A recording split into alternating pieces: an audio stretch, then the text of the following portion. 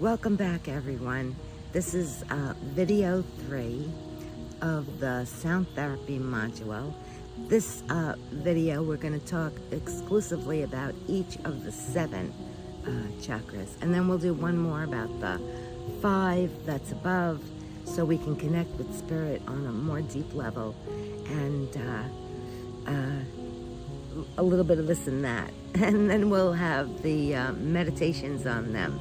So just letting go whenever you're doing this.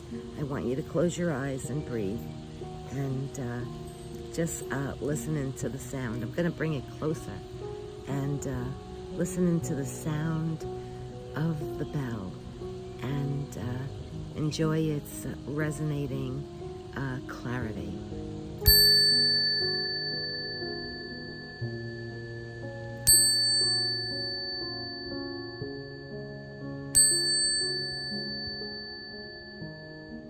Okay, and I also have with me my amethyst, not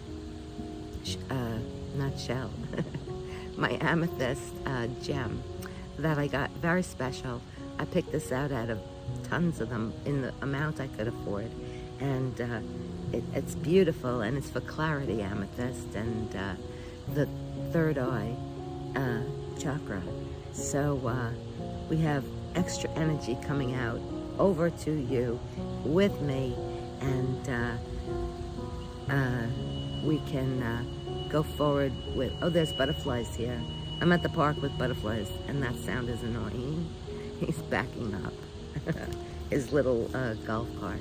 So I'm gonna pick a new card for a new day and see what we get. These are a really beautiful deck, a little more wordy. True. Okay, and oh, this is great. I picked the card, well, fell out the card I Am. And wait until you read this, because this has all to do with chakras, and it is absolutely beautiful. It's absolutely, if you can see it, the line going through from the earth up into the spine and up and out into the heavens. So let's begin there, and then we'll go from the root to the crown. I'll give you some of the properties and what they're all about, and also the colors, and we'll have a chart, so you can absolutely get a real handle on it if you don't have a chart that you pulled up in Google, because you can do that, of course. You know better than me probably on the internet what's available, everything. Okay, one more page I have to turn. I know it's right here. Yes, I am. In this whole holographic reality, we function like mirror. I mirror you and you mirror me. I look into the mirror, I look at you, I look at myself. It's beautiful, isn't it? I can clearly see myself when I observe you. The outside acts as a mirror for my mind, where I see different qualities of my own essence, of my most primitive self reflected. I grew up in a fragmented society that made me believe in not being enough, not being valuable, not being capable. I often believed that I had a broken wing. This aspect of society is also my mirror, a very useful one which can encourage me to take care of myself in harmful situations. We're kind of in a harmful situation right now. We're very vulnerable and hurting very much. It makes me appreciate life and see it from another perspective. It gives me an opportunity to educate, expand my vision of reality. I now see that not being is an illusion. It's a veil based on a mistaken belief system and a projection of inherited fears, which we have many. I pause and look at it again. I look at myself again. Seeing a spectrum of light and shadow, I assimilate the information received, and I weigh it. When I look at myself through harsh, closed, authoritative mirrors, I have the opportunity to view my own violence, to set limits, to express myself and let go. When I connect with sweeter, more loving, compassionate mirrors, I am filled with peace, connection to life and my purpose. Because our humanity is in essence pure love, and that is one of the most beautiful reflections. I am. The act of observing says more about the observer than about what is observed. I rest in silence. Silence reveals the truth. From the silence, the answers spring. I am able to look beyond the story I have told myself and observe my current situation clearly. Today I grow and heal with love. So that is beautiful. This is really a beautiful oracle deck. It's by Lily Armand. And yeah, they're just gorgeous pictures. And whomever, let's see who did the art, if it's right available to us.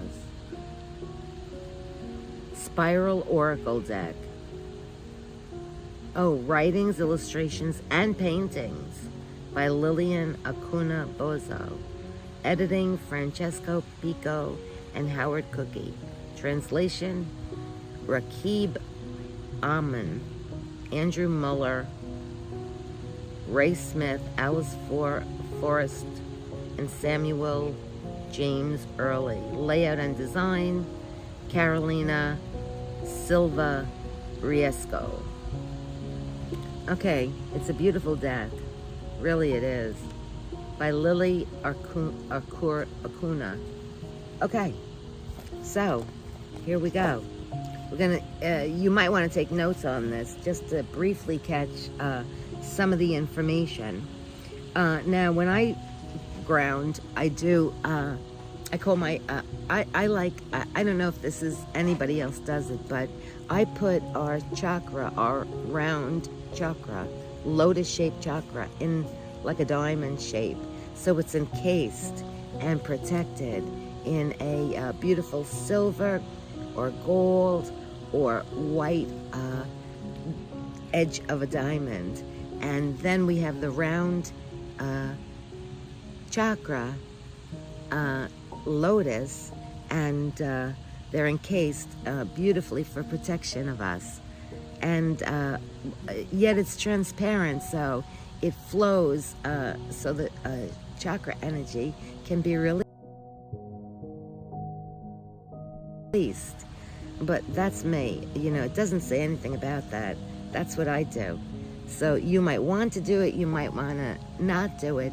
But when I'm focusing on each chakra, I say, my beautiful ruby red root chakra, encased in a diamond of protection and love. So it takes a little longer, and I don't do it every day. So, you know, if you're going to do something every day, which we should at the beginning and the start of it, always something could get blocked and or low energy or too high energy, depending on what's going on in us, with us, for us, all the time. Right now, if this is a brand new practice, I would venture to say you're at a low energy or a blocked energy because you don't know about them. Anyway, we'll move on. We'll talk about that in the, you know, mixed up one, the next. So it's the red root chakra. So I think of a ruby color red, a deep, you know, deep, gorgeous red. And I think of it sometimes as, you know, the beautiful stones of colors and gems that they can be. So it represents the physical body, the material needs of us. It's our foundation of life. It's for grounding, especially because it's closest to the earth, Mother Goddess, Mother Love, Mother, you know, Gaia, and Mother God. And so it withstands it's withstanding challenges for us. It allows us to cope, and it's got a basis of security. And this is your action center. Oh, I need to grow mine. Strengthen mine. Sometimes action is the hardest part for me. I have some questions to ask with each chakra, so you might want to, I'll have them for you written down, but you might want to jot down the questions. And it represents your ancestors, believe it or not, and family lineage. So it's red. It's at the very base, of the spine and the sacrum of your spine. And all the chakras represent also the organs, bones, and joints and tissues. They're really fantastic. I can't express enough how important it is to balance, harmonize, be in alignment with our chakras on a regular basis. Beginning in the morning, we'll have a fantastic day if we do, allowing us, to see through all the challenges with, all the best that we can. So, oh my gosh, we're already at 11 minutes. I guess this is going to be a long one. So the questions are, what actions are you working for right now? What action do you want to see right now? What needs to, what's happening now and that's good? What's happening now that's difficult? How safe do you feel, without anyone around now that you're alone? And if you're not alone, how safe do you feel with whom you're with? And think about your financial situation now that you're, not together. And what's working in it and what's not. So these questions allow you to feel more secure, healthy financially, safe, and more confident. But if they're not good answers, this is one chakra you have to work with. And now the sacral. It's located in the abdomen area. It's orange. It works with eventually liberation and freedom. And it's your creativity, your sensuality, sexuality, fertility of ideas. Your emotions and feelings are held here.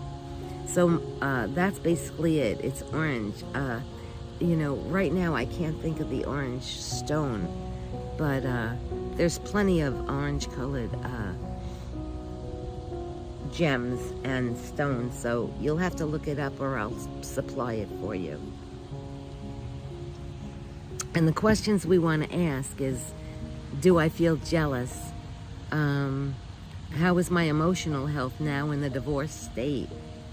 How's my sense of creativity? You have to believe you have unlimited creativity, because we do. Do I have an addictive behavior, or a rising or a current? Do I have an addictive behavior? Is it a rising or occurring? And that could be extra drinking that you're having a problem with. So many addictions, gambling, smoking, too much coffee, sexual addiction, so many addictions. I can't think of all of them actually, but those come to mind. And the outcome is you'll develop a healthier self-image, you'll accept change easier, and working with the sacral is, as I said, the outcome would be freedom and liberation from everything and anything that you depend upon. It would be independence. And now the solar plexus. That's yellow, and it's right above the belly button, but below the ribs.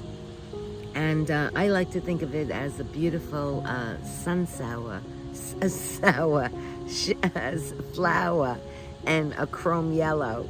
Or, again, we have yellow. I think there's a citrus stone that's on a yellow basis. But I don't know all the stones. I don't remember. I used to do them every time with the stones, but it's not necessary. I mean, I get caught up. I get over too much. You know, I'm obsessive sometimes. So that's my. Okay, so we know where it is, and it represents the qualities of ideas, your belief system, in a chatter. That's what I have to work on. How to pick up more information, you know, observing, listening, your listening skills, your confidence, your organization of ideas, organization basically in a big way. So it's the center for work success, and it's also for manifestation, transformation, personal power, motivation, and resilience. Oh, I need a lot of that. My lower ones are not the best. I always work with the higher upper, but I've got to focus on the lower. And see, this is what you'll get. You'll get to honestly understand where you need to work on more, in what aspects are working, what's not, what's low energy, what's blocked, and what's absolutely too much of energy. My imagination is too much. So we'll get to the third eye. Okay, so questions you might want to ask. What are my thoughts through this divorce? How am I feeling about myself? How am I feeling about my partner, ex-partner, former partner, wherever you are in the process also? Because some of you are divorced, some of you are still working at it. You have a lot to accomplish. Oh boy, I've got some pain. What thoughts are your priority? Think about that. What are your priorities right now, this day, and going forward? And do I have and feel clarity? Do I have and feel courageous? Confidence as well as humility and clarity and courage will come. Then we have the heart, which is green. And I like to say the emerald green of the Irish Isles. And anyway, so it's between your heart, breast, you know, your heart center. And then I like to use the upper chest, which is the inner peace and compassion. So, you know, put them together. And you could do one or you could do separately. I do them separately, but you can put them together and just focus on those properties. Focus and actually feel the beat of your heart. So, let's see. It's, like I said, a green color, and it's the gateway. So what happens is the gateway, we can start with the gateway and go down to our lower chakras, which I'm absolutely going to work on more late, you know, starting right away, and actually or go up to the high chakras, which are the throat, third eye, and crown. So the properties about the heart, you can imagine, is love. And love is the highest gift of God's giving us. God in the pure state is pure and purity and only recognizes love. Okay, bonding relationships. This may be very close within, as it's about relationships and or loss right now for you. Do you feel sadness, stress, loneliness? Is your head and heart in agreement and alignment? Or is your head in thought working more than allowing your heart? Because we have to lead with our heart. It's absolutely imperative. We don't lead with our head. So it's about particular patterns of behavior, and the properties are, do you overwork? Are you a workaholic? Do you work at all? Think about that. Your experience and capacity for forgiveness. We need a lot right now, because we would like to absolutely go back to your forgiveness module after you're working with your chakras. Otherwise, I might put the chakras and sound therapy first. I haven't planned the order of them yet. I might do this first because this would enhance your ability to forgive. So But if we did do it already and you did touch on it, please go back and practice and work again. The whole time you're working is on Ho'oponopono for forgiveness and being sorry. I reiterate that to you now. And anyway, so it's about self-love, self-compassion, the ability to listen to your own heart center. And we always need, I said that, we need to lead with our hearts, not our heads. Okay, so the 5th chakra, this is fast, it'll go faster. I should have broke it up into 2, but I'm going to continue now.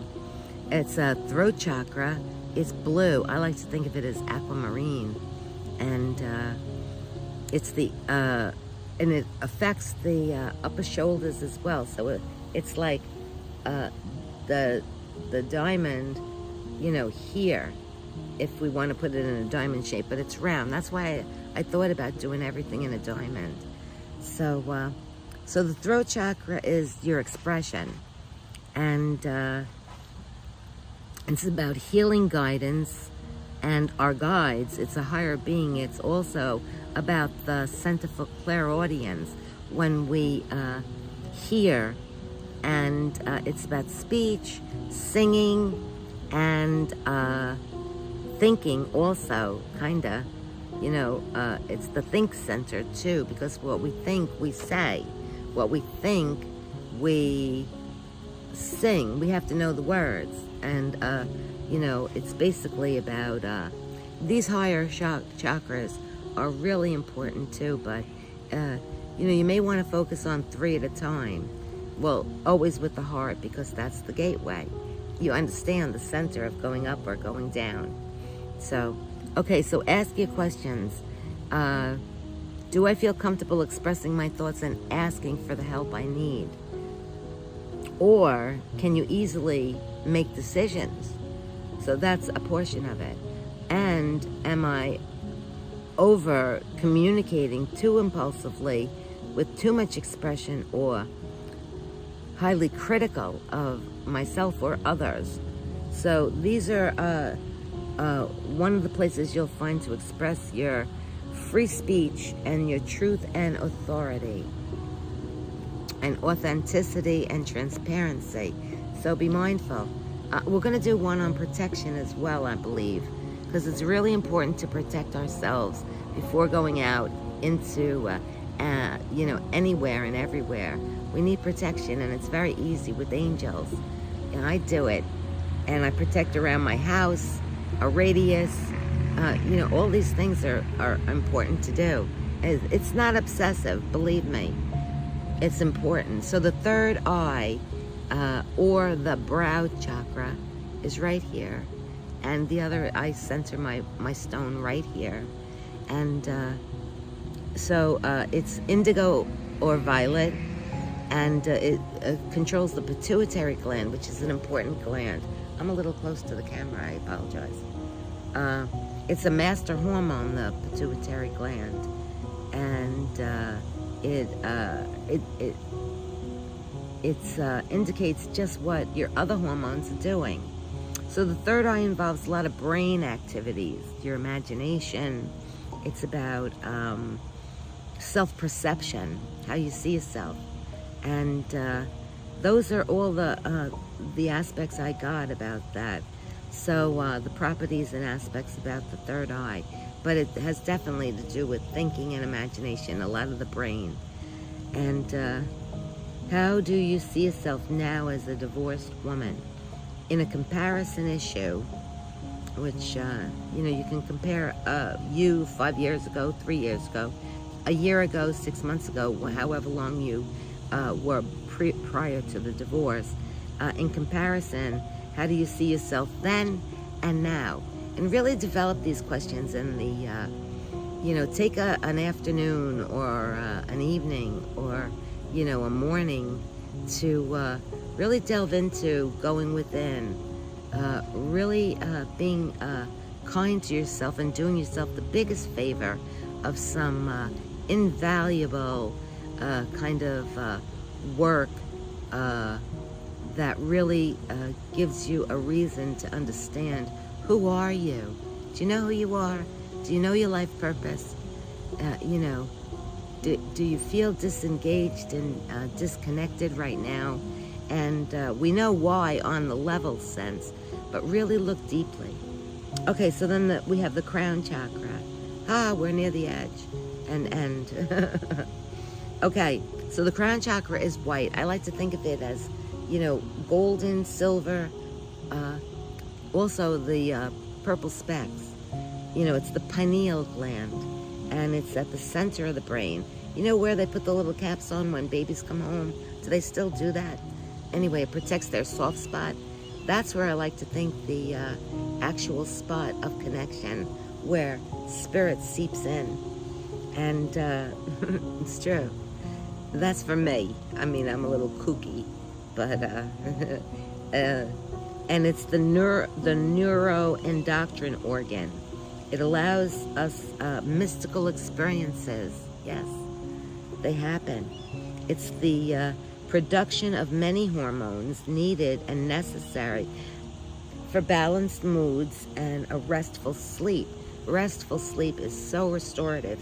You need that, especially these days when you might be having insomnia or, you know, sleeping a few hours, you know, feeling a loss of control in yourself. You know, be kind to yourself. Be generous. And it's considered the center of our spirit. And it's here where we connect with the divinity of God. The divine spirit comes in, and it's the fulfillment of the right, he's answering. The influencer of a major body system, a muscular system, and the skeletal system, and the skin. So these are some of the things. Question: how am I feeling at one with the universe? Do you believe everyone and everything is interconnected within our universe? You know, really should explore that, because it's really true. We are one body of breath, all of us here on this planet. So we have to love everyone. We may not like everyone, but we must absolutely love one another. Am I feeling depressed or anxious? Am I questioning my spiritual purpose in life, my life missions? So in alignment and in tune with a greater sense of humanitarian will come from really connecting and opening your spirit crown chakra. And you begin and continue to develop the transcendence of your life and your soul. And it's associated with humanitarianism and giving and love and joy, happiness, which is really all God wants from us, to have a happy, beautiful life. It's the human condition that doesn't really find it to be easy. So with that, I'll say ciao for now, and we'll go on. It's a little long, so maybe you want to break it up.